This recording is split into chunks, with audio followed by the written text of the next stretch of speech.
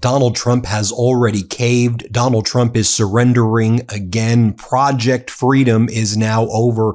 It lasted under 24 hours. Yes, Donald Trump has folded. Yes, it is Taco Tuesday, everybody. Donald Trump just posted the following, saying he's shutting down that Project Freedom where he claimed he would be escorting ships in the Strait of Hormuz. He said the U.S. was putting all of its Navy behind it, all of its naval power. And Donald Trump also said this was the single greatest military maneuver in the history of the United States military. He said that in the past 24 to 48 hours. Now, here's what Donald Trump just posted moments ago. Based on the request of Pakistan and other countries, the tremendous military success that we've had during the campaign against the country of Iran, and additionally, the fact that great progress has been made toward a complete and final agreement with representatives of Iran, we have mutually agreed that while the blockade will remain in full force and effect, Project Freedom, the movement of ships through the Strait of Hormuz, will be paused for a short period of time to see whether or not the agreement can be finalized and signed. Donald J. Trump, as one commentator noted. So he's ceasefiring, the unilateral ceasefire, he declared. Now, Jeremy Sachel at Dropsite News said, an Iranian official told me that Donald Trump's post just now is riddled with falsehoods and his operation to liberate the Hormuz Strait failed completely. Quote, we will not participate in direct negotiations until the United States formally announces the end of the blockade, said the official. And Donald Trump has backed down and he has caved. Now also, a source very close to Iran's head of parliament, MB Ghalibaf, posted the following. CENTCOM has failed in presenting any type of operational initiative to open the Strait of Hormuz. An American destroyer has been attacked by unknown agents, and 3 destroyers are adrift. The Strait of Hormuz is completely closed, and no vessel passes through it. Trump's hasty operations have increased the risk of vessel passage and have effectively blocked the strait entirely. In terms of timing, the strait's closure for another 3 weeks will create the most unprecedented economic and political crisis in the world, especially within America. So MB Ghalibaf, Iran's parliament leader, put that out. Then Donald Trump announces surrender. And then MB Ghalibaf's source then says, or MB Ghalibaf's proxy says, Trump halts his plan to reopen the Strait of Hormuz after failing to confront Iran. So on state regime media, which called itself Fox, they had to grapple with this. Oh, we were just talking up Operation Project Freedom, and we were saying this was the greatest military endeavor in the history of the United States, and it was going to escort all of these ships. We had all these people saying that this was the greatest thing, and Trump was really in it this time, and he was not going to cave, and he was super serious this time. So watch what happened on Jesse Waters as Donald Trump admitted complete surrender. Let's play this clip. Fox News alert. The president says, based on the request of Pakistan and other countries, we have mutually agreed that while the blockade will remain in full force and effect, Project Freedom will be paused for a short period of time to see whether or not the agreement can be finalized and signed. We suspect the president is letting the Iranians save face. The enemy just yesterday said they controlled the strait. That was obviously a lie. And watching the Americans escort ship after ship out of the Gulf and them not being able to do anything about that was going to be humiliating. Not only were they going to lose whatever military prestige they had left in the region, their negotiators weren't going to be able to fight for their position after they lost their last bargaining chip. The commander-in-chief must believe that the Iranians are serious about surrendering if he's going to pause Project Freedom for the sake of a deal. Because you could also continue Project Freedom during the negotiations. You know, you do want to get these foreign ships moving. The president must know what he's doing. And we're about to find out how insane in the brain the regime really is. Now, Donald Trump admitted complete surrender. As you'll recall, we were reporting the following. A cargo ship had been attacked with missiles or drones in the Strait of Hormuz earlier today, likely by Iran. This is separate from the South Korean ship and the UAE ship and the port of Fujairah, which was struck yesterday by Iran. Another ship was hit today. We know that Iran was also firing directly at the United States Navy destroyers. And Donald Trump said, if they dare do that, we're going to wipe Iran off the face of this earth. Well, Iran did it as the Navy destroyers looked like they may be heading in. And then Donald Trump did nothing. He backed down yet again. I think part of all of this also has to do with the fact that Foreign Minister Araghchi of Iran is in China right now, meeting with Xi Jinping and meeting with his counterpart, the Foreign Minister of China. This was in advance of Donald Trump going to China because Trump's about to take his trip to China.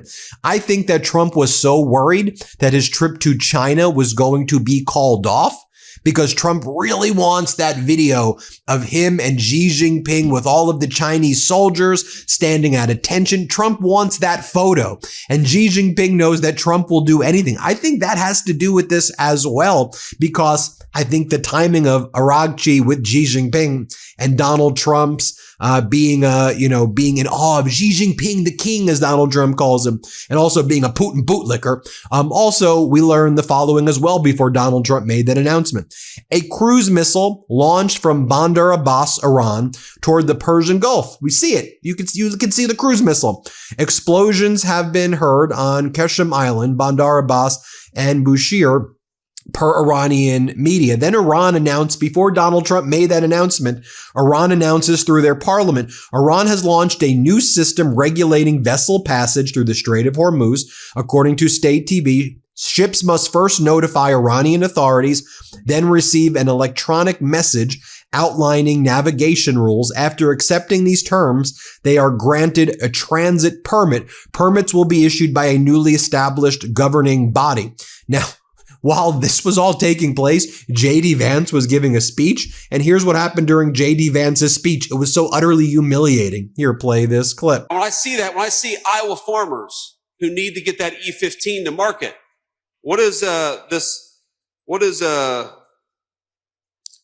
Zach, you're gonna have to help me out with her name here. I lost my page here. Okay. All right. Okay, there we go. Sarah Trone Garriott. There he is. I'm on the wrong page here.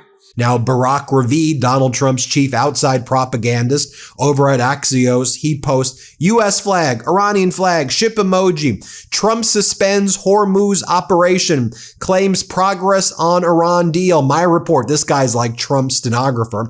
What's Iran posting? Iran's posting photos of their fast boat saying, these boats control everything. Efficiency matters, not size. They're posting this photo or this cartoon AI image of Donald Trump in the bottom of the Persian Gulf.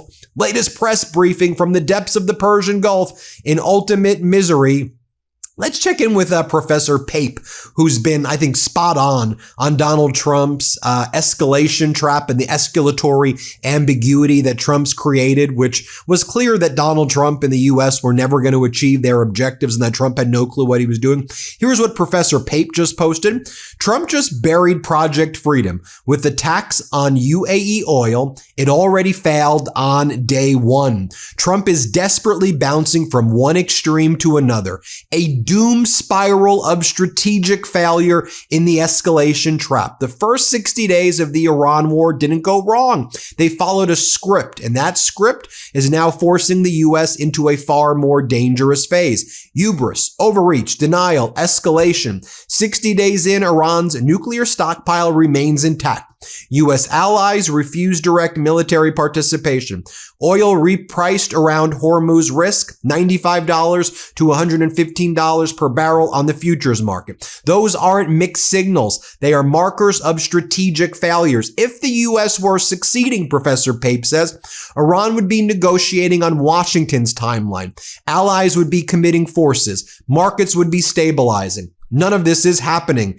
In How the Mighty Fall, Jim Collins shows how corporate success turns into collapse. Hubris, overreach, denial, desperate gambles. That same logic is now driving the Iran war. When great powers fail early, they don't stop. They escalate. Wars don't usually end when initial objectives fail. They enter a phase where leaders try to prevent that failure from becoming visible. That's where the war is now. And when I hear that, I also think about Putin invading Ukraine, the same hubris, the same psychoticness of Donald Trump. Now, just this morning, folks, just this morning, Pete Hegseth, Secretary of Defense, said Iran is embarrassed because we control the Strait. They do not. Hegseth said this morning. Here, play this clip. 2 U.S. commercial ships, along with American destroyers, have already safely transited the Strait, showing the lane is clear. We know the Iranians are embarrassed by this fact. They said they control the Strait. They do not. So American ships led the way, commercial and military, shouldering the initial risk from the front, as Americans always do. And right now, hundreds more ships from nations around the world are lining up to transit. And Rubio said this morning, the operation is over in Epic Fury. We're winning. Here, play this clip. I think you're linking it. The operation is over. Epic Fury, as the president notified Congress, we're done with that stage of it. Okay, we're now on to this project of freedom. As far as a negotiation is concerned, I think the president's been clear that part of the negotiation process has to be not just the enrichment, but what happens to this material that's buried deep somewhere that they still have access to if they ever wanted to dig it out. That has to be addressed. And that's being addressed in the negotiation. I'm not going to go further on what progress has been made on that topic because I don't want to endanger the negotiations, but suffice it to say that the president and this entire team is aware of the centrality of that question, and that will have to be addressed one way or the other. And Rubio said that the new goal is we'll take control of the Strait of Hormuz. Here, play this clip. Actor that enables Iran's sanctions evasion is going to face secondary sanctions exposure and a loss of access to the U.S. financial system. As President Trump has said, and the facts clearly bear out, the United States of America holds all the cards. There is no scenario here in which if they decide to join a ladder of escalation, they wind up getting the last say. But our preference is for these straits to be opened to the way they're supposed to be open, back to the way it was. Anyone can use it. No mines in the water, nobody paying tolls. That's what we have to get back to, and that's the goal here.